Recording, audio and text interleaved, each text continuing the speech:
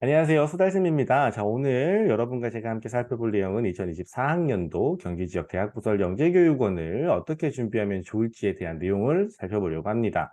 먼저 각 대학부설 영재교육원 모집 요강들을 간단하게 살펴보고요. 어떤 식으로 준비해야 되는지 이런 것들. 그 다음에 제가 진행하는 준비 프로그램, 그 다음에 여러분이 궁금하셨던 내용들을 같이 해결할 수 있는 그런 시간을 가져보도록 할게요. 시간 내주셔서 감사하고요. 네, 여러분 시간이 아깝지 않게 열심히 진행을 해보도록 하겠습니다. 자, 저는 수달쌤 이상호라고 합니다. 안쌤 영재교육연구소에서 수업을 진행하고 있습니다. 저희 연구소에서 개발한 교재들 중에 수학 교재들은 다 제가 개발했고요. 그거 말고 이제 영재성 검사 교재라든지, 그 다음에 소프트웨어 정보 영재 모의고사 교재라든지 이런 것들은 서점에서 보실 수 있으실 텐데 다 제가 만든 교재들이에요. 창의적 문제결력 시리즈는 수학은 다 제가 개발했고요. 그 다음에 과학 전람회, 발명대회, 영재교육원 이런 이슈들 담당하고 있고, 안생영재교육원에 연락하셔가지고 대학부설 영재교육원 입시 상담을 한다고 하시면 그냥 바로 저한테 연락해 보세요라고 연락을 받으실 거예요. 예, 그래서 제가 담당하고 있다라는 사실 알려드리고, 이제 에듀포인트라고 해서 대치동에 제가 나가는 출강하고 있는 학원이 있습니다. 이쪽을 통해서 또 많이 연락을 받으셨을 텐데요. 여기서 지금 주말 수업을 진행하고 있고요. 경기지역 영재교육원 대비해서 앞으로 어떤 수업을 진행할까 열심히 고민을 하고 있으니까요. 네. 정보 많이 받아가시고 궁금한 점이 있으시면 또 이쪽으로도 문의해 주시면 원장님께서 자세히 설명해 주실 거예요. 자, 오늘 진행할 내용의 순서는 모집 요강을 분석해 보고요. 어떻게 대비하면 좋은지, 그 다음에 여러분의 궁금증들을 제가 확실하게 해결해 줄 수 있도록 노력을 해보겠습니다. 이렇게 화면이 조금 아주 아쉽네요. 그쵸? 양쪽이 조금씩 잘리는 것 같은데 이렇게 녹화하겠습니다. 자, 먼저 모집 요강을 살펴보기에 앞서서 영재교육원을 지원해도 될까요? 이런 질문을 한번 여러분께 던져볼게요. 왜 이런 질문을 하냐면 우리 집에 있는 학생이 영재교육원에 지원을 해도 될까? 이렇게 확신을 갖지 못하시는 어머님들이 간혹 계시거든요. 그리고 영재교육원에 지원하려고 하면 학교 선생님의 추천을 받아야 되는 것이 보통이에요. 그러다 보니까 학교 선생님에게 추천서를 써달라고 하기가 조금 뭐라고 할까요? 조금 쑥스럽다고 해야 될까요? 이런 약간 위축되는 그런 느낌을 가지고 계신 학부모님들도 간혹 계시더라고요. 그래서 제가 한번 이야기를 해드리려고 해요. 자, 영재는 타고나는 것일까요? 아니면 만들어지는 것일까요? 제가 항상 이렇게 여러분들께 질문을 해요. 저 같은 경우는 지금까지 글쎄요, 10년 이상? 10몇 년? 얼마나 됐을까요? 잘 기억이 나진 않는데, 몇 년이 세어보진 않았으니까요. 10년 이상? 20년까지는 안 된 것 같아요. 제가 나이가 엄청 어리니까요. 네. 10년 이상 영재교육원 데뷔를 하면서, 그러니까 설명회도 막 진행을 하고 하면서 이 질문을 매번 여러분들께 해요. 그 다음에 1년에 또 설명회도 여러 번 있을 거잖아요. 그러니까 저는 이 질문이 너무 식상하다고 생각이 드는데, 그래도 여러분들께 물어보는 게 맞는 것 같아요. 제 설명회를 이미 들어보셨던 분들께서는 제가 어떤 이야기를 할지 알고 계시겠지만, 여러분도 마음속으로 한번 생각을 해보세요. 영재라는 것은 하고 나는 것일까요? 아니면 만들어지는 것일까요? 여러분이 생각하시기엔 어떠세요? 자, 타고난다라고 생각하시는 분은 타고난다 1번, 아니다, 만들어지는 거다 2번이라고 했을 때 여러분의 생각이 어떠신지 채팅창에 한번 올려주시겠어요?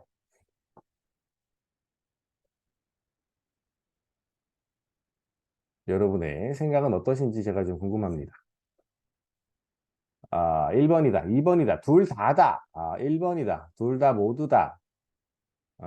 섞여야 해요. 좋습니다. 섞여야 한다. 섞여야 한다. 제가 별로 안 좋아하는,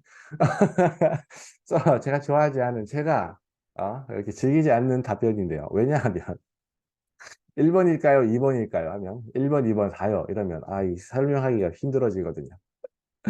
자, 맞습니다. 여러분의 생각 다 존중하고요. 둘 다 맞습니다. 둘 다 필요하겠죠. 근데 여기서 말하는 영재라고 하는 것에 조금 더 포커스를 맞춰볼게요. 영재라고 하는 것은 제가 늘 영재는 해태 같은 존재라고 이야기합니다. 해태. 영재는 해태 같은 존재예요. 있다고는 하는데 본 적은 없어요. 약간 그런 느낌이죠. 어, 실제로 영재라고 부를 수 있는 친구들은 우리 주변에 없어요. 여러분 주변에 영재가 있나요? 영재가 있을까요? 자, 이런 친구들은 이미 다른 곳에서 교육을 받고 있겠죠. 그래서 일단 영재라고 하는 친구들은 저는 타고나는 것이라고 생각을 합니다. 우리가 정말 천재다, 똑똑하다, 영재다 라고 하는 친구들은 타고나는 것이 큰 것 같아요. 큰 것 같아요. 그렇기 때문에 영재는 타고나는 것이 크다고 생각을 하는데요. 그럼 만들어진다라고 하는 거, 이 말은 무슨 의미일까요? 라고 하는 거예요. 자, 그럼 이렇게 다시 한번 여러분께 여쭤볼게요. 영재교육원이라고 하는 영재교육기관이 있습니다. 영재교육원, 말 그대로 영재교육원이에요. 영재들을 교육하는 교육기관이라고 생각하실 수 있는데요. 사실 영재교육원은 영재를 선발하기 위한 기관이 아닙니다. 자, 영재교육원에서 학생들을 선발하려고 할 때 기준이 되는 내용이에요. 재능이 뛰어난 사람으로서 타고난 잠재력을 개발하기 위해 특별한 교육을 필요로 하는 자를 영재가 아니라 영재교육 대상자라고 이렇게 이야기를 합니다.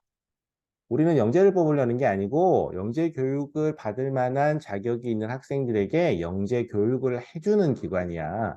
이런 의미거든요. 그러니까 우리 학생들이 영재인지 아닌지 그런 것들을 고민하실 필요가 없다라는 거예요. 어? 이쪽에서 그러니까 영재교육원에서 제시한 어느 정도의 수준만 통과하게 되면 누구든지 다 영재교육을 받을 수 있다라고 하니까 그런 의미로 영재교육원을 받아들이시면 되는 겁니다. 아시겠죠? 우리 친구가 영재교육원에 지원을 해봐도 될까? 이게 맞는 걸까? 그런 고민은 하지 않으셔도 돼요. 영재를 필요로 하는, 영재를 뽑으려고 하는 게 아니고, 어떤 일정 수준 이상의 학생들을 선발해서 영재가 될 수 있는 이런 만들어지기 위한, 영재와 가까워질 수 있는 그런, 교육을 하기 위한 기관이에요. 그런 의미를 잘 기억해 주시고요. 갑자기 또 하나가 생각이 나는데, 이거 지금 완전히 순서가 다 바뀌어졌네요. 뭐가 잘못됐다, 지금. 이 화면 하나가 잘못 나왔네요. 네, 뭐, 요거는 좀 이따가 제가 확인하도록 하고요. 이거 한번 볼게요. 여러분, 영재교육원을 지원하는데 보통은 이제 초등과정은 융합과정으로 지원을 합니다. 그죠? 초등융합과정이라고 되어 있을 거예요. 근데 간혹 보면 지원 분야가 나눠져 있는 경우도 있어요. 수학, 뭐, 정보, 과학, 이렇게 뭐 영역이 나누어져 있는 곳도 있습니다. 이것보다 더 구체적으로 나눠져 있는 경우도 있어요. 과학도 뭐 물화생지로 나눠서 학생들을 선발하는 곳도 있긴 한데요. 자, 그러면 수학영재교육원, 영재교육원의 수학 분야를 지원한다고 해봅시다. 그럼 이 친구는 수학에 뛰어난 영재성이, 재능이 있어야 되겠죠. 그죠? 맞습니까?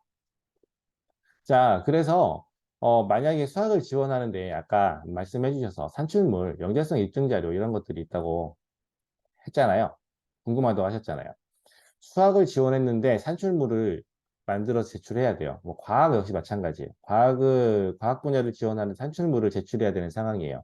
과학을 지원했으니까 과학 산출물, 수학을 지원했으니까 수학 산출물을 꼭 내야 된다고 생각하실 수 있어요. 그죠? 그죠? 누군가는 그렇게 강력하게 이야기할 수도 있습니다. 하지만 저는 꼭 그렇지 않다고 봐요. 여기 지금 수학 분야는 수학에 뛰어난 능력을 선발하겠다라는 것보다 일단 어느 정도 수준의 영재성을 가진, 어느 정도 수준의 능력을 가진 학생들을 뽑아서 수학과 관련된 영재 교육을 우리가 하겠다라는 의미로 받아들이시는 게 좋아요. 과학 분야 역시 마찬가지예요.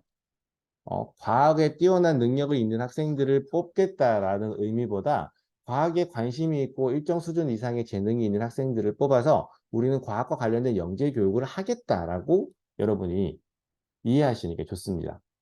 그렇기 때문에 여기는 산출물은 지원 분야와 관련이 있으면 좋긴 하겠지만 꼭 그럴 필요는 없어요. 그리고 실제로 제가 다른 과학을 지원하는 학생들에게 다른 산출물, 수학을 지원하는 학생들이 과학 산출물 이런 것들을 내서 합격을 시킨 경우가 굉장히 많아요. 그러니까 본인이 지금 어떤 산출물, 과학을 지원하는데 과학 산출물이 없어. 이렇게 고민하고 계시는 분들은 그러면 다른 영재성을 입증할 수 있는 자료들에는 어떤 것들이 있는지를 한번 곰곰이 생각을 해보시는 것도 좋겠습니다. 아시겠죠? 자, 영재교육원을 지원해도 될까? 그 다음에 영재교육기관에서 각각 선발하는, 뭐죠? 뭐, 전형이 아니고 뭐라 그럴까요? 분야. 선발하는 선발 분야에 따른 차이, 의미가 어떤 것인지에 대해 살펴봤습니다. 여러분도 잘 알아두시면 될 것 같고요. 자, 첫 번째 학교는 경인교대 과학영재교육원입니다. 경인교대 과학영재교육원 같은 경우는 과학영재교육원은 그 경기도 안양에 있는 곳이에요. 안양에 있는 곳이라서 경기도 전체 학생들을 선발하는 반도 있고 안양 지역에 있는 학생들만 따로 선발하는 반도 있어요. 그래서 이런 차이가 있다. 그래서 우리 친구가 지금 어디에 거주하고 있는지 이거에 따라서 달라질 수 있고요. 또 경인교대 같은 경우는 안양에 있는 과학영재교육원 말고 인천에는 서구영재교육원, 그다음에 계양영재교육원 이런 것들이 있어요. 여러분 혹시 자료를 검색하시다가 경인교대 서구영재교육원, 계양영재교육원에 대한 자료를 잘못 확인하실 수도 있으니까 그 부분 잘 확인하시고 주의하셔서 확인하시면 될 것 같습니다. 자, 이렇게 경인교대 과학영재교육원은요, 다산과정 유명하죠? 예전부터 초등학교 2학년부터 지원할 수 있는 영재교육기관, 유일한 영재교육기관이었는데요. 바뀌었습니다. 지금은 이제 다른 곳에서도 초등학교 2학년을 선발하니까요. 다산과정, 경기 지역 학생, 안양 지역 학생 각각 한 반씩 이제 모집을 합니다. 그리고 초등 심화 과정, 뭐 사사 과정, 소프트웨어 과정 이렇게 있는데 여기 예전에는 이제 발명 과정이었잖아요. 그래서 여기는 이제 안양 학생들만 지원할 수 있고 초등 심화 과정은 경기 안양 이렇게 지원할 수 있다라고 하는 거요. 그다음에 중등 심화 과정도 있는데 이것도 15명 정도로 선발을 하게 된다. 그래서 안양 지역이 아닌 경기 지역에 있는 학생들 같은 경우는 초등학교 2학년 다산 과정부터 중학교 1학년 학생까지 경인교대 영재교육원에 지원을 할 수가 있습니다. 경인교대 영재교육원 같은 경우는 뭐 따로 지원할 수 있는 자격 같은 게 막 빡빡하진 않아요. 막 그 뭐 빡빡하다는 말은 좀 그렇고 까다롭지는 않습니다. 자, 온라인 서류 접수한 다음에 추천서 접수 받고요. 그 다음에 서류 접수, 원서 수수료 납부, 그 다음에 이렇게 하고 나면 이제 1차 전형 합격자 발표가 됩니다. 1차 전형 뭐 한 것도 없는데 어떻게 발표가 나느냐? 여기 접수할 때 온라인 지원 서류 접수를 할 때 학생들을 평가할 수 있는 내용들을 접수를 받게 되거든요. 그 내용이 이제 경인교대 같은 경우에 자기소개서랑 동영상, 본인의 영재성을 증명할 수 있는 동영상을 제작해서 보내는 거예요. 그러고 나면 이제 2차 심층 면접으로 진행이 되고요. 심층 면접에서는 간단한 지필평가, 거기서는 이제 지필평가는 없다고 얘기를 해요. 하지만 실제로 학생들에게 문제를 주고 풀 수 있도록 이렇게 이야기를 하고요. 그 다음에 면접을 보고서 최종 합격자를 선발합니다. 지원서 작성해서 제출해야 되고요. 자기소개서가 있어요. 자기소개서 양식은 이따 보여드릴게요. 그 다음에 학생들의 영재성을 입증할 수 있는 동영상을 제출해야 합니다. 동영상. 그러니까 본인의 했던 어떤 탐구라든지 본인이 공부했던 내용, 뭐 실험, 뭐 발명 이런 것들에 대해서 본인이 이제 소개하는 이런 영상을 만들어야 돼요. 그래서 지원 분야에 대한 자신의 관심과 열정, 영재성, 잠재성을 보여주는 자료, 탐구한 내용, 포트폴리오 등을 제시하고 직접 설명하라 라고 되어 있습니다. 그래서 그냥 산출물을 제출하는 것이 아니라 그 산출물을 본인이 직접 설명하는 영상을 찍어서 해야 되고요. 1분 30초 이내에 스마트폰으로 보통 찍어서 제출을 하게 됩니다. 그래서 이 동영상을 만드는 것도 이제 지금 제가 여러분을 만나는 것처럼 이렇게 조그마한 화면에다가 자료 띄워놓고 이렇게 설명하는 게 아니라 학생의 얼굴이 전체로 나올 수 있는 이런 직접 스마트폰이나 촬영기기로 촬영한 내용의 동영상을 제출받도록 하고 있어요. 그래서 처음 지원하시는 경우는 이 포트폴리오, 영재성 입증 자료를 준비하는 것도 어렵지만 동영상을 제작하는 것도 어려워하시는 경우들이 있습니다. 그래서 어떻게 해야 되는지 방금 제가 조금 간단히 설명을 드린 부분이고요.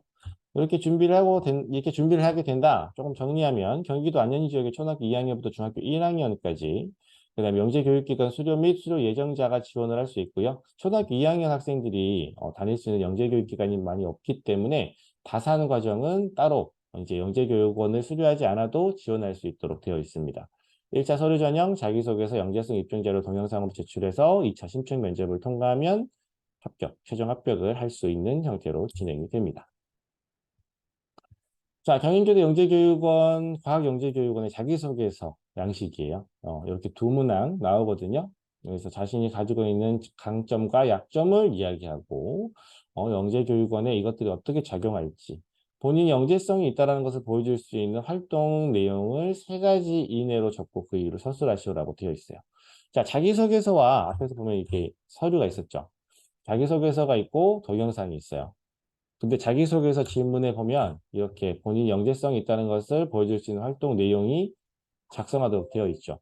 그러니까 여기에 어떤 활동을 했는지 자기소개서를 작성하고 이 내용을 증명할 수 있는 증빙 자료로 동영상을 활용하시면 돼요. 그러니까 서로 다른 내용을 준비하는 것도 뭐 괜찮아요. 괜찮은데, 그러면 이제 너무나 많은 내용을 준비해야 될 수도 있고, 어떤 내용을 해야 할지 모르니까, 먼저 여기 이제 자기소개서에 어떤 내용을 적을지 고민하시고요. 여기에 들어간 내용이 실제야, 사실이다. 이 학생이 직접 한 탐구가 맞다라는 것을 증명할 수 있는 방법으로 동영상을 활용을 하시면 됩니다.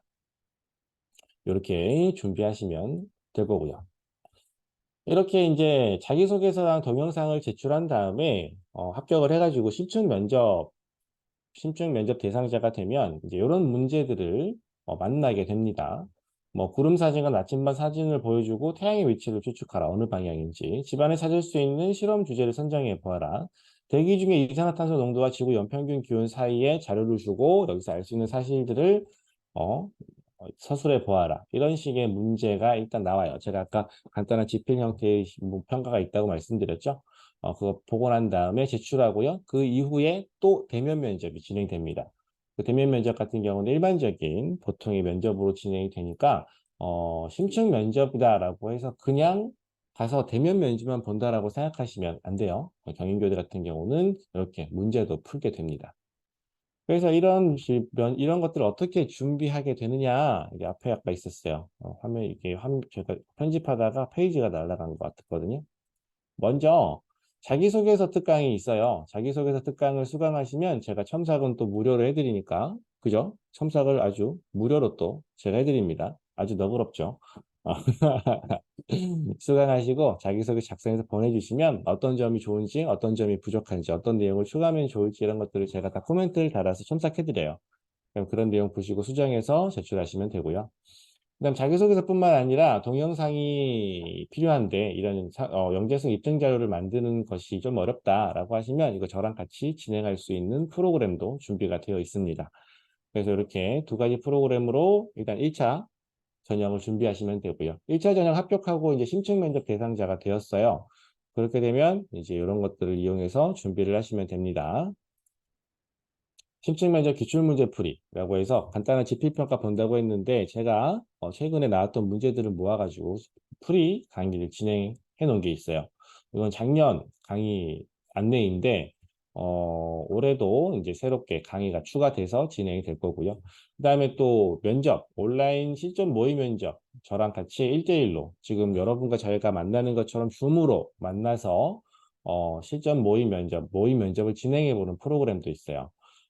아니면 직접 저랑 만나서 하는 경우도 있거든요. 이쪽으로 방문하시는 경우도 있으니까 그런 것들은 만약에 나중에 면접 대상자가 되어서 어, 면접을 어떻게 하는지 친구가 경험이 없다, 도움을 받고 싶다라고 하시면 문의해 주시면 돼요. 사실 그 1차 서류 통과해서 면접 대상자가 되는 친구는 최종 합격자의 뭐 1.5배수 내지는 2배수 정도 되거든요. 그러니까 2대1이나 1.5대1 정도의 경쟁률로 이제 면접을 본다는 건데, 거기서 떨어지는 친구들이 있을 수밖에 없겠죠. 그죠? 누군가는 떨어져야 할 겁니다. 근데 어떤 친구들이 떨어지느냐. 이게 거기까지 갔는데 면접에서 떨어진다는 것은 굉장히 아쉽잖아요. 그래서 그런 것들을 같이 준비하면서 방지하는 면접까지 갔는데 떨어진다는 건 너무 아쉬우니까 조금 준비를 해서 면접에서 확실하게 합격을 할 수 있게 이렇게 준비하시는 게 전 좀 좋다고 생각을 합니다. 경인교대 과학영재교육원에 대한 설명을 드렸어요. 자, 이번에는 가천대학교 과학영재교육원입니다. 여기 지금 일정들 쭉 보시면 되고요. 가천대학교 과학영재교육원은 막 날로 날로 발전하고 있어요. 그렇죠? 커지고 있고 전형도 다양해지고 있고 브릿지 과정도 생기고 있고요. 그죠? 브릿지 과정 수강하면 브릿지 과정 평가 결과 상위권에 있는 학생들은 각 영재교육원으로 자동 승급하는 걸로 알고 있는데 아직도 그렇게 되는지는 모르겠어요. 예. 사실 제 브릿지 과정에는 관심이 별로 없어서요.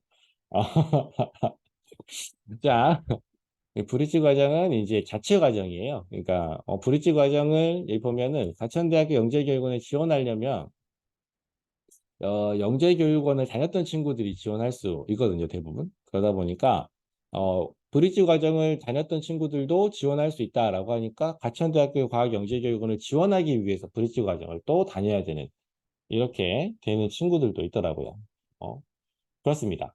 가천대학교 과학영재교육원은 여러 가지 변화들이 자주 일어나고 있고, 전 뭐 좋은 변화인 것 같아요. 열심히 학생들을 모집하고 교육하고 보기 좋습니다. 자, 일정 한번 보시고요. 1차 평가는 서류 및 관찰 평가, 2차 평가는 심층 면접으로 이렇게 진행이 됩니다. 자, 어떻게 어느 학년을 어떤 트랙으로 어떤 분야로 모집하느냐, 초등학교 2학년 학생부터 시작해서 초등학교 6학년 학생까지 모집을 하게 됩니다. 특별한 것은 서울, 경기, 인천 지역의 학생들을 모두 전부 모집을 하고 있습니다. 여기 신나는 과학자 같은 경우는 초등학교 2학년 학생들을 모집하는데요. 지금 15명 이내에, 내외에 한 반이 모집될 거예요. 초등학교 2학년 모집하는 게 경인교대뿐이었는데 가천대도 이제 모집을 하고 있어요. 근데 여기 있는 신나는 과학자는 영재 교육을 받았던 친구들이에요. 그리고 가천대 브릿지 과정을 이수한 학생이요. 초등학교 2학년이에요. 현재 초등학교 2학년인데 영재 교육을 받았던 친구들이 있을까요? 많지 않겠죠. 영재 교육기관도 없어요. 인천에 있는 재능대 정도밖에 없단 말이에요. 그쵸? 그렇지 않을, 그러니까 이 신나는 과학자를 지원하기 위해서는 우리 가천대 브릿지 과정 들어라. 이거죠. 어? 이거 들은 학생들끼리 경쟁해서 이반 채워줄게. 대신, 대신, 브릿지 과정을 듣지 않은 친구들 같은 경우는 여기로 지원해라. 일반 전형으로 지원해라. 영재 교육을 이수하지 않은 친구들 여기다 지원해라. 그 반도 한 반 만들어 줄게. 이렇게 초등학교 2학년 과정을 진행을 하고 초등학교 2학년 과정이 아니고요. 올해 초등학교 2학년을 선발해서 내년에 초등학교 3학년 학생들을 이렇게 교육하겠다라는 겁니다. 뭐 이런 식으로 진행이 되고요. 나머지 반은 모두 다 이제 영재교육 이수자라든지 브릿지 과정을 수료한 친구들이 지원을 할 수가 있습니다. 지원 서류를 보면 응시원서, 산출물 요약서, 그 다음에 개인정보 수집 동의서 뭐 이런 것들이 있는데 여기 보면 어디에도 자기소개서가 없죠. 그죠? 자기소개서가 없어요. 그래서 가천대는 자기소개서가 없나 보다라고 이제 자기소개서에 대한 준비를 하지 않고 계시다가 이제 응시원서를 작성하러 딱 접속해 보시면 거기에 갑자기 응시원서 뒤쪽에 자기소개서가 있어요. 그래서 갑자기 웬 자기소개서? 어떡하지? 이렇게 당황하시는 경우가 있거든요. 그래서 제출 서류에 따로 자기소개서가 없더라도 가천대학교 과학영재교육원은 자기소개서를 함께 준비하시는 것이 맞고요. 그다음에 여기 산출물 요약서, 산출물 요약서, 이 산출물 본인이 했던 어떤 탐구, 영재성을 입증할 수 있는 자료 제출해야 합니다.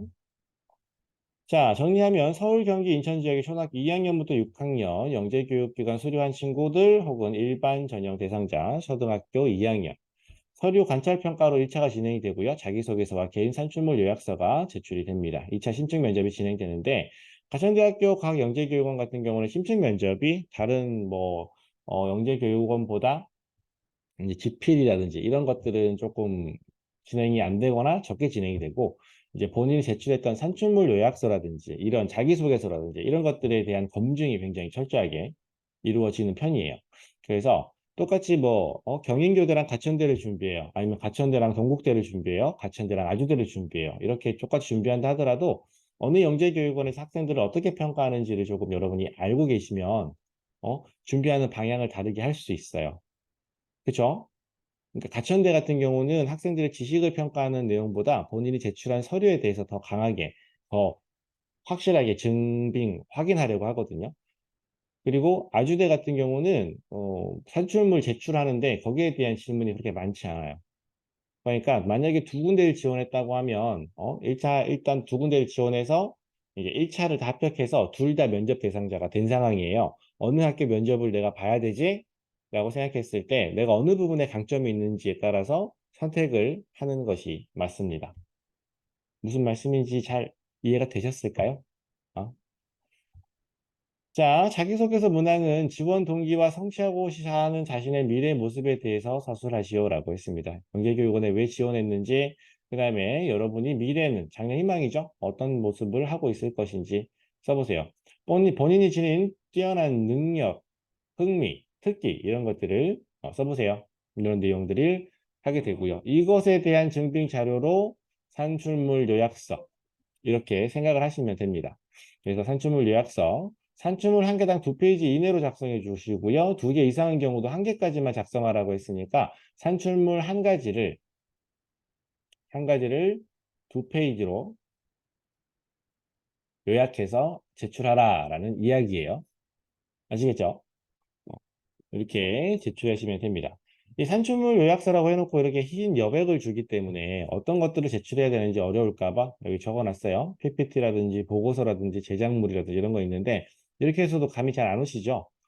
저는 보통 이제 보고서의 형태로 작성을 해주시라라고 말씀을 드리는데 이런 것들이 이제 어려우실 수도 있으니까 뭐 보고서, 실험이나 탐구를 한 보고서의 형태 아니면 뭐 본인이 했던 어떤 학습의 결과물 그 다음에 뭐 요즘은 뭐 영상을 찍거나 유튜브를 하는 친구들도 있으니까 유튜브나 블로그라든지 뭐 그런 SNS를 했던 결과들이라든지 뭐 책을 읽은 뭐 독서에 관련된 결과라든지 뭐 이런 것들 어떤 것들이 다 될 수도 있어요. 발명품이라든지 이런 것들이 다 이제 산출물 요약서 이거는 어느 학교든 다 마찬가지입니다. 제출할 수 있는 산출물이 다 될 수 있으니까 그런 내용들을 학생들이 제출할 수 있는 영재성 입증 자료로 활용해 주시면 되겠습니다. 기출 문제는 자기소개서 검증하는, 그 다음에 개인 산출물 요약서를 검증하는 이런 질문들이 대부분이었어요. 그러니까 본인이 제출한 서류에 대한 내용을 확실하게 숙지하고 가는 것이 자기소개서에 어떤 내용을 적었는지 확실하게 숙지하고 그에 대한 예상 답변을 준비해 가는 것이 심층 면접에서 좋은 평가를 받는 열쇠다라고 볼 수가 있겠죠. 하천대학교 과학영재교육원 같은 경우 역시 자기소개서가 응시 원서에 포함되어 있어서 자기소개서 특강 이제 수강하시고 작성해서 보내주시면 아까도 말씀드렸지만 무료로 첨삭하니까요. 그다음에 입시 컨설팅 프로그램이라고 해가지고 자기소개서 강의는 무료로 드리고 앞에서 봤던 개인 산출물 요약서를 저랑 같이 준비하시는 그런 프로그램도 준비되어 있으니까요. 이것도 참고해 주시면 되고요. 이런 과정을 지나서 이제 면접 대상자가 됐어요. 그러면 이제 면접 대상자를 위한 심층 면접 기출문제풀이 동영상 강의가 있거든요. 그래서 이거 신청하셔가지고 심층 면접 왜 보는지 어떻게 봐야 되는지 제가 설명하는 내용 쭉 듣고 그다음에 잘 나오는 문제들 같이 쭉 풀어보고 그다음에 본인의 각각 질문들이 있는데 그 질문에 대해서 자기는 어떤 식으로 답변을 해야 될지 이런 것들 연습해보고 이걸 혼자 스스로 할 수 있는 그런 강의고요. 저랑 같이 할 수 있는 강의는 아까도 말씀드렸지만 온라인 지금처럼 줌으로 만나거나 오프라인으로 방문해서 수업을 하실 수도 있어요. 그런 부분들 수업으로 진행 가능하다. 일단 여기까지 와서 이런 고민을 하시게 된다면 아주 좋은 상황일 겁니다. 네. 이런 상황, 이 고민을 하시기를 바랍니다. 다들 이렇게 고민하시길 바라고요.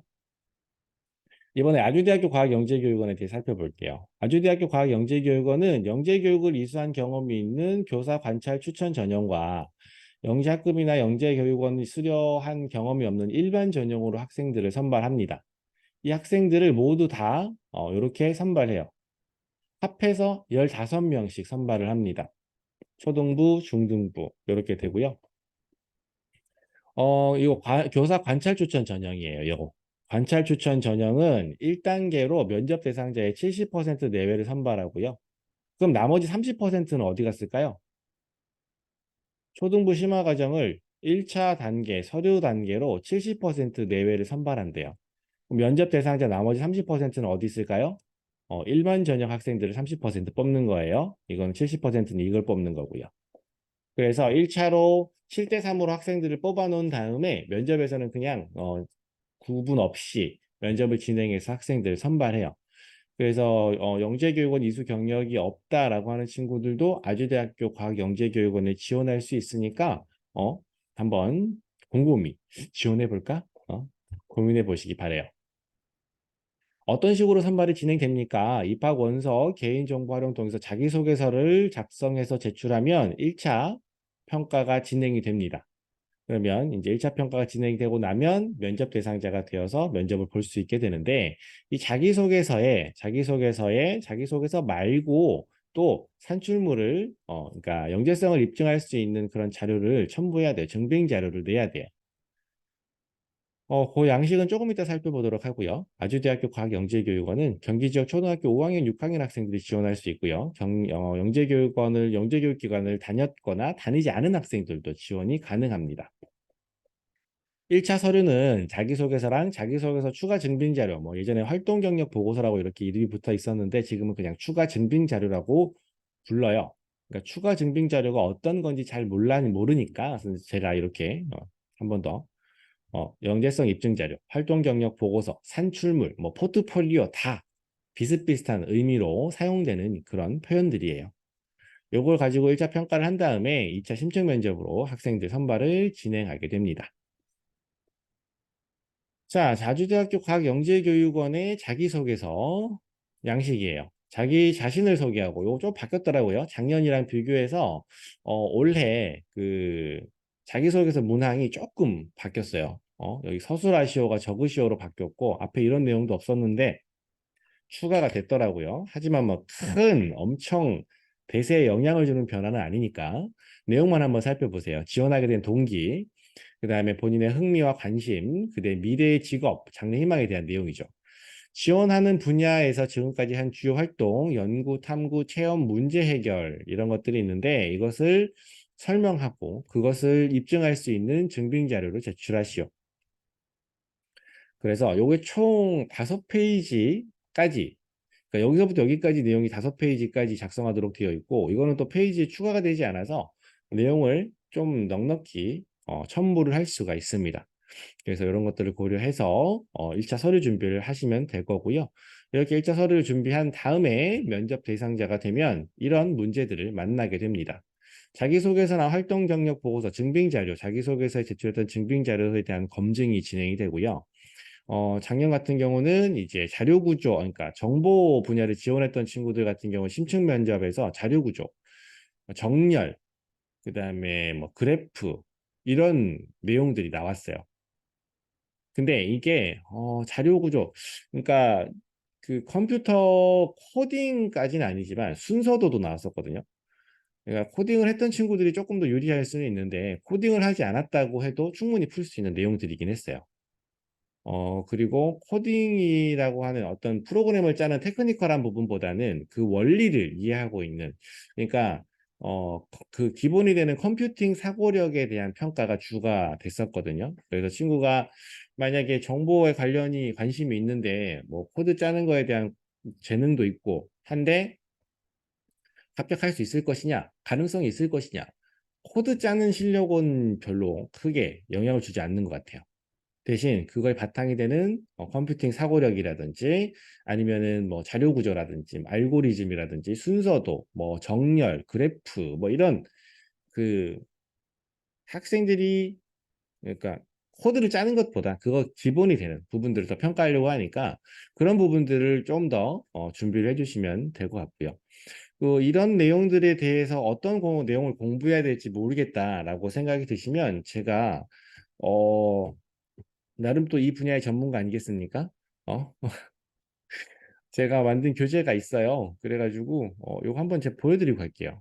제가 여기는 따로 이 파일에는 지금 오늘 말씀드릴 내용으로 준비를 따로 하진 않았는데 지금 보니까 정보 관련해서 수학과학은 뭐 책이 여러 개가 있는데 정보 관련한 책 같은 경우는 여러분이 이제 구하기가 어려우실 수도 있어서 이렇게 제가 만들어 놓은 교재가 있거든요. 이 교재 이제 제가 쓴 교재인데 소프트웨어 정보영재 모의고사라고 해가지고 이제 정보 과정에서 학생들이 코딩 말고 그럼 뭘 공부해야 되나요? 이렇게 이제 어려워할 수 있으니까 이건 뭐 아주대학교 과학영재교육원뿐만 아니라 다른 영재교육원도 다 마찬가지예요. 지원 분야가 정보다, 소프트웨어다, 컴퓨터다, 뭐 로봇 과정이다. 뭐 이렇게 된다면 이 교재를 일단 기본적으로 보시고 준비를 하시는 게 좋을 것 같습니다. 그래서 이런 책에 나와 있는 내용들이 많이 출제가 되고요. 과학 같은 경우는 어떤 원리를 물어보는 내용이 나왔어요. 그러니까 프린터의 원리가 무엇일 거냐, 어떻게 해서 프린터가 출력물을 만들어낼 것이냐, 이 문제만 달랑 나온 게 아니고 이것을 이제 예상할 수 있는 어떤 자료와 주어지고 난 다음에 질문이 있었으니까요. 요거는 이제 자료를 잘 분석할 수 있느냐, 과학적인 원리를 뭐 예상할 수 있느냐, 이런 것들을 가지고 학생들을 평가하려고 했었습니다. 아주대학교 과학영재교육원은 어떤 평가하려고 하는 지식을 평가하려고 하는 내용을 심층 면접에서 어, 제출합니다. 이런 것들을 평가를 합니다. 그래서 잘 확인하시고요. 자기소개서가 있으니까요. 자기소개서 특강 뭐 계속 똑같이 설명드리고요. 그 다음에 입시 컨설팅 프로그램 자기소개서 강의 무료로 제공해드리고, 그 다음에 자기소개서에 있는 아까 추가 증빙 자료, 이게 적절한지, 어떤 내용을 적어야 되는지, 이런 것들 제가 다 같이 준비해드리는 프로그램이 있으니까요. 이것도 참고해 주시고요. 지원 분야에 따라서, 아주대 같은 경우는 지원 분야에 따라서 이런 내용들이, 문제들이 나와요. 그래가지고, 뭐, 그, 정보 같은 경우는, 소프트웨어 정보 영재, 요거 하나, 이렇게 할까요? 하나 더 할게요, 여기다.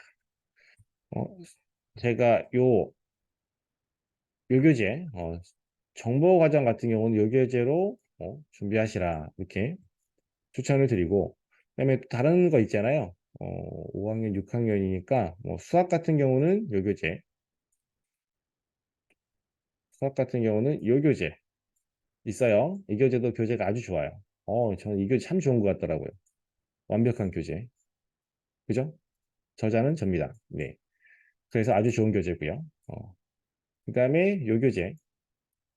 같은 라인인데, 수학은 제가 개발했고, 과학은 이제 안쌤에서, 예, 개발자들이 개발한 문제 집이에요. 내용이에요. 그래서 이렇게, 요거는 다른 영재교육원도 마찬가지입니다. 정보를 지원한다? 요 교재 보시면 되고, 수학을 지원한다? 요 교재를 추천. 과학을 지원한다? 이 교재를 추천. 이렇게. 그래도 문의하시면 제가 뭐 교재 같은 경우는 여러분이 제가 이렇게 교재 이미지를 그냥 먼저 보여드리는 이유는 이미 다 출판한 교재예요. 여러분이 직접 검색해서 구입하실 수 있으세요. 그래서 여러분이 직접 구입하셔서 책으로 학생들이 스스로 공부를 해도 되고요. 이거 다 각각 강의가 있으니까 강의도 문의하시면 제가 안내를 드릴게요. 근데 여기 나와 있는 이런 프로그램들은 제가 개인적으로 진행하는 프로그램들이라서 따로 뭐 서점에서 구하시거나 이럴 수 없는 내용들이잖아요. 그죠? 어? 아주대학교 과학영재교육원에서 나왔던 기출문제를 서점에서 팔진 않잖아요. 그래서 이건 제가 따로 진행하고 있는 내용이라서 이렇게 설명을 드리는 거예요. 입시과목 같이 설명드렸고요. 그 다음에 심층 면접 대비해가지고 나왔던 문제들 제가 풀이하는 이런 프로그램도 있어요. 그 다음에 뭐 역시 실전 모의 면접 아까 앞에서 말씀드렸으니까 이거 간단하게 하고 넘어갈게요. 자, 이렇게 면접을 저랑 또 준비하실 수도 있습니다. 이렇게 확인해 보시고요. 자, 이번에는 동국대학교 과학영재교육원입니다. 동국대학교 과학영재교육원은 모집 요강상으로는 좀 변화가 있죠. 그죠? 혹시 알고 계신가요? 어떤 변화가 있냐면, 이 트랙이, 뭐, 이름이 바뀌었어요. 그죠? 예전에는 뭐였죠? 즐거운 과학자? 즐거운 사이언스였나? 뭐 그런 이름이었고, 뭐 이것도 다 무슨 그런 이름이었어요. 뭐 스마트, 뭐 뉴턴, 또 뭐 이런 뭐 이상한 건 아니고 뭐 알 알케스트리 알케미스트 뭐 그런 이름에 그 이름만 들어서는 이 반이 무슨 반이냐 무엇 전공하는 반이냐 조금 애매모호한 그런 것들이 있었는데 이렇게 그냥 직관적으로 바뀌었습니다. 그리고 또 변화된 점은 무엇이냐면 중등 과정 TO가 줄었습니다. 원래 중등 과정이 한 반이 모두 12명씩이었어요. 12명씩으로 다 였는데 2명씩 빼서 2명씩 줄여서 그 남는 인원 12명의 인원을 여기다가 몰아 넣었어요. 이게 원래 60명이었거든요. 근데 72명으로 늘었죠. 늘었죠. 자, 그럼 이걸 가지고 이제 뭘 생각해 볼 수 있냐면 자, 뭘 생각해 볼 수 있냐면 자, 이 사실을 우리 말고 다른 사람들은 모른다고 쳐봐요. 어? 이건 제가 지금 말씀드렸으니까 이 사실을 우리 말고 다른 사람들은 모른다고 쳐봐요. 그죠? 그러면 다른 사람들은 다 60명이라고 생각하고 몇 명인지 그냥 생각 안 하고 지원하시는 분도 많으실 거고 60명이라고 생각하고 지원하시는 분들도 있을 거고 그렇죠? 그러니까 이걸 아무도 몰라요. 우리 말고는 몰라요. 근데 작년에 지원한 학생과 올해 지원하는 학생의 수가 비슷비슷할 거라고 가정해 봅시다. 그럼 경쟁률이 낮아지는 효과가 발생하겠죠. 그죠? 그래서 올해는 동국대도 한번 심각하게 고민을 해보시는 게 어떤가 이렇게 생각을 해봅니다. 반대로 여기서 이제 중등 과정의 TO가 줄었다는 얘기는 이거는 뭐 이렇게도 볼 수 있을 것 같아요. 중학교 과정 학생들이 영재교육원을 가기가 어려워졌다라고 하기보다는 중학교 학생들이 영재교육원에 대한 관심이 예전 같지 않다라고 이제 보는 게 맞는 것 같아요. 그래서 학생들이 많이 지원하지 않고 지원한 학생들의 수준이라든지 그런 뭐 여러 가지 부분들이 영재교육원에서 조금 이렇게 인원을 수정해도 될 정도로 이렇게 느껴지 않았나 이렇게 생각을 해봅니다. 그렇기 때문에 뭐 중등 과정이라고 해서 너무 이제 줄었으니까 어려운 거 아니야? 이렇게 생각하지는 마시고 그 부분에 있어서는 뭐 크게 차이는 없을 것 같습니다. 하지만 초등 심화 과정 같은 경우는 이거 괜찮지 않나? 올해는 조금 다른 해보다 이 사실을 우리만 안 다치고 이러면 전국대는 서울 거주자만 아니에요. 지금 오늘 제가 진행하고 있는 설명회가 경기 지역 대학 부설 영재교육원이거든요. 그래서 동국대 제가 말씀드리는 지금 학교들은 대부분 다 경기 지역에 있는 학생들이 지원 가능해요. 경기도 지역에 있는 학생들만 지원한 영재교육원. 서울 지역에 있는 학생들도 같이 지원할 수 있는 영재교육원은 가천대. 그 다음에 뒤에 나올 대진대. 이렇게 두 군데밖에 없습니다. 동국대는 경기 지역 학생들이 지원 가능합니다. 자, 이제 지원 자격인데요. 선교육을 이수했거나 영재교육을 이수했거나 영재교육 미이수자, 학교장 추천했거나 사회통합 대상자일 때 지원할 수 있습니다. 그러니까 다 지원할 수 있는 거예요. 누구나 다 지원할 수 있다라는 거죠. 모집 요가 그러니까 지원 자격이 이렇게 넓은 영재교육원, 전 좋습니다. 그리고 이거 보면 여러 개의 이제 지원할 수 있는 자격이 있잖아요. 어떤 게 더 유리한가요? 이렇게 물어보시는 분들 가끔 계시는데, 그게 뭐, 어떤 게 더 유리하다라고 하는 건 없어요. 영재교육 이수자가 더 유리한가요? 뭐, 성교육 받은 친구들이 더 유리한가요? 이건 그냥 지원할 수 있는 학생들의 자격일 뿐이지, 그 학생들에게 어드밴테이지를 주겠다는 것은 아니니까, 그런 것들은 걱정하지 않고 지원하셔도 되겠습니다. 자, 일정은 쭉 살펴보시면 되고요. 동국대학교 과학영재교육의 특별한 점이라고 한다면 1차 전형에 창의적 문제개혁 검사라고 하는 고사장 공부한다고 이거 곧 시험 보겠는데 라고 하는 거를 여러분이 예상할 수 있습니다. 그죠? 그리고 이렇게 진행하고 난 다음에 2차 전형으로 심층 면접을 본다. 뭐 이건 특별한 게 아니니까요. 요게 특별한 부분이죠. 창의적 문제개혁 검사. 과연 어떤 문제를 풀게 될 것인가? 이거 너무 궁금하지 않으세요? 그죠? 이거 도대체 어떤 시험 보는 거지? 아니, 동국대 TO가 늘었다고 하는데 한번 지원해 볼까 했더니 이 시험 본다네. 어떤 거 보는 거지? 궁금하시죠? 알려드릴게요. 자, 이제 제출 서류 같은 경우는 지원서 세부. 왜 세부씩인가요? 똑같은 거 세부씩 내라는 얘기예요. 예, 똑같은 거 세부씩 내라는 얘기고요. 자기소개서는 따로 없어요. 대신 연구활동 보고서라고 해가지고 본인이 했던 어떤 탐구를 5페이지 이내에 어떤 보고서의 형태로 제출해서 평가를 받도록 합니다. 그래서 이것도 굉장히 비중이 커요.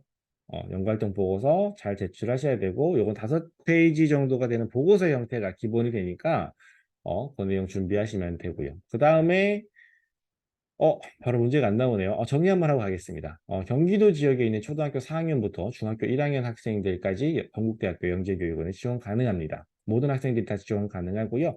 1차 제출 서류로 연구활동 보고서가 있고 창의적 문제개력 검사라고 하는 평가를 통해서 면접 대상자를 선발합니다. 면접 대상자가 되고 나면 일반적인 심층 면접이 진행이 되게 되는데요. 이 면접 문제도 같이 한번 볼게요.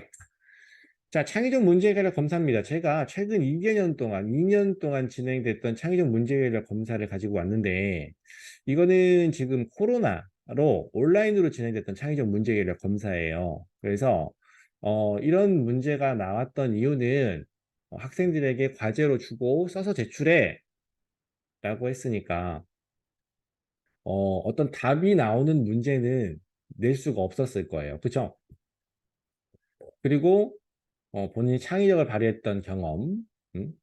연구활동 보고서에 있는 내용 말고, 그다음에 가까운 미래에 우리 삶에 영향을 줄 수 있는 기술, 어떤 미래 사회에 대한 내용을 중요하게 여긴다는 것을 확인할 수가 있어요. 그죠? 그래서 이런 글을 써서 제출하도록 했는데, 작년 같은 경우는 가서 지필평가 형태로 대면 평가를 진행을 했어요. 시험 봤어요.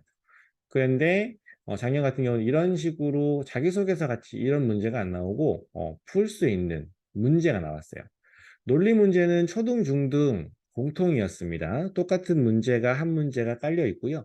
초등 문제 하나는 더 이제 미래 사회를 상상하는 문제, 중등 문제는 추가가 되어서 확률 문제가 나왔습니다. 이 두 가지 문제는 따로 뚜렷한 어떤 뭐라고 할까요?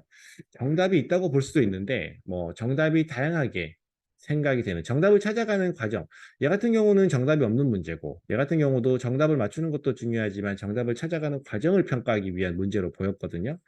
그래서 이런 문제 유형들을 여러분이 잘 아시고 이제 확인을 준비를 하시면 돼요. 여기 보시면 아시겠지만 두 내용 다 뭐 수학이나 과학 정보와 관련된 지원 분야와 관련된 내용이 아니라 학생들의 기본적인 영재성을 평가하기 위한 문제라는 사실을 아실 수 있으실 겁니다. 그래서 이런 문제들을 한번 접해보고 가는 것이 어떨까? 얘 같은 경우도 이런 문제가 나오지 않는다 하더라도 한번 어떤 내용을 작성하면 좋을지 한번 고민을 해보고 가는 것이 어떨까? 이렇게 여러분이 미리 준비하실 수 있게 제가 힌트를 드립니다. 심층 면접에서는 여기서 이제 동국대학교 같은 경우도 심층 면접에 가면 지필평가처럼 시험을 봅니다. 시험을 봐서 잘못됐네요. 이거 3년인데.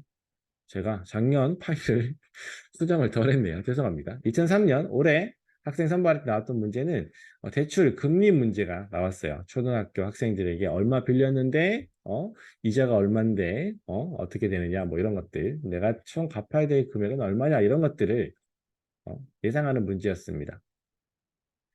그 다음에 지원 분야별 문제, 중등 심화 같은 경우는 뭐 지원 분야별로 문제가 나왔어요. 그래서 뭐 화학을 지원했던 친구는 화학과 관련된 문제, 그 다음에 뭐 정보, 컴퓨터를 지원해 정보 지원했던 친구는 정보와 관련된 문제, 수학은 수학과 관련된 문제 이런 문제들이 나왔거든요.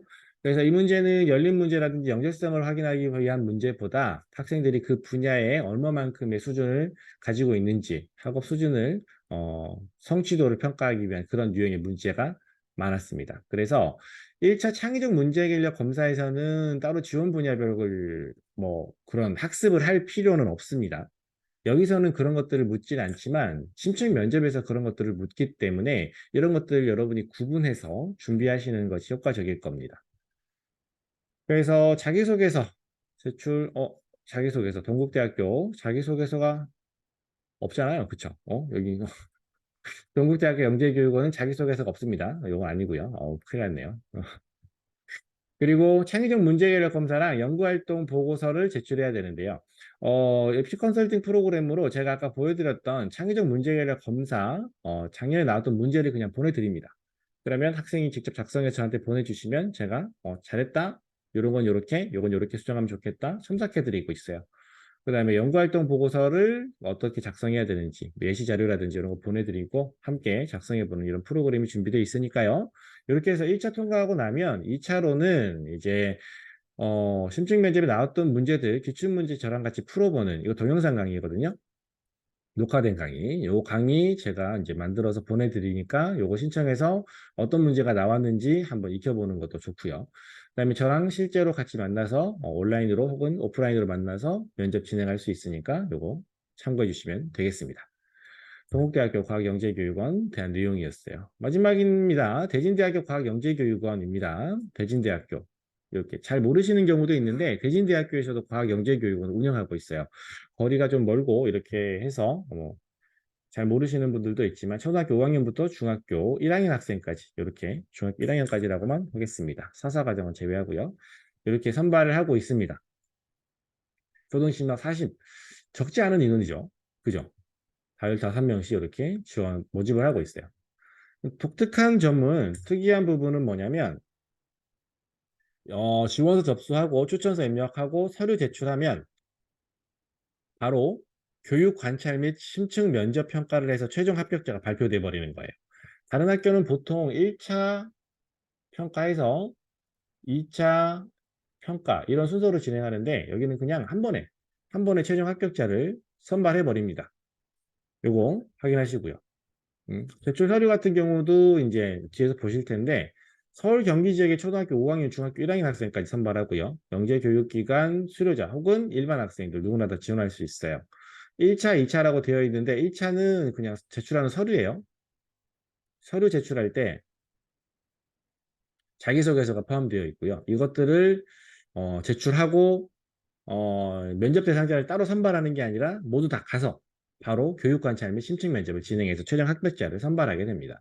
그러니까 1차 평가받고 내가 면접 대상자가 됐느냐 안 됐느냐 확인하는 과정만 빠졌다 뿐이지 서류 제출하고 가서 면접까지 본 다음에 최종 합격자가 되는 이런 중간에 과정이 하나 생각됐다 뿐이지 크게 다르진 않습니다.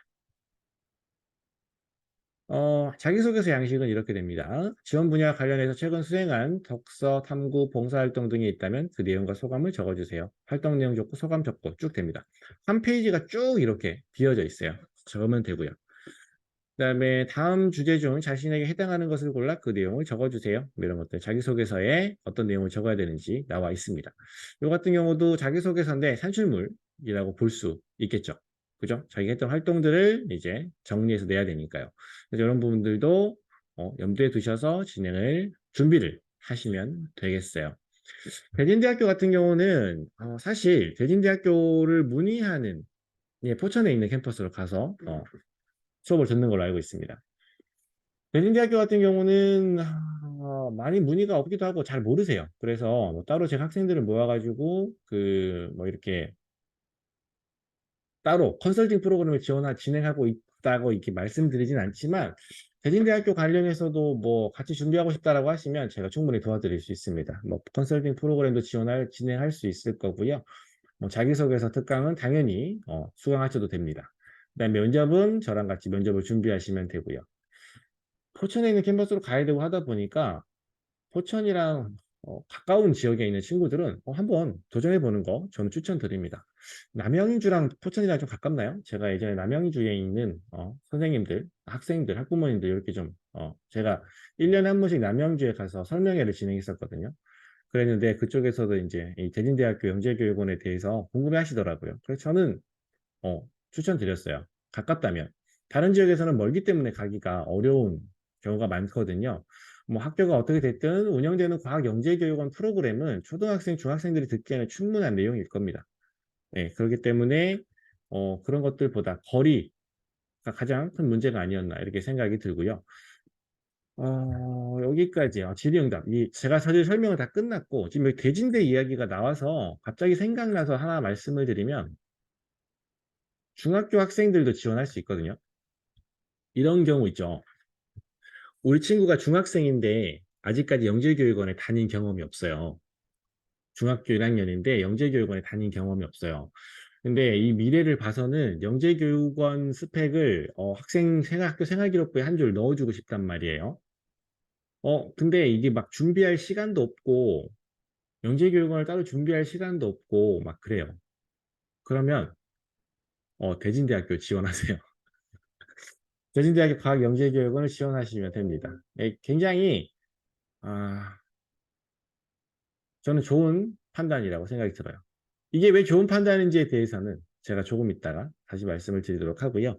자, 여기까지는 제가 기본적인 설명회를 위해서 녹화를 진행할 부분입니다. 이렇게 해서 질의응답은 이제 제가 여러분과 따로 해야 되는 부분이니까요. 여기서 일단 한번 마무리를 하도록 하겠습니다. 녹화를 위한 마무리입니다. 자, 이렇게 마무리할게요.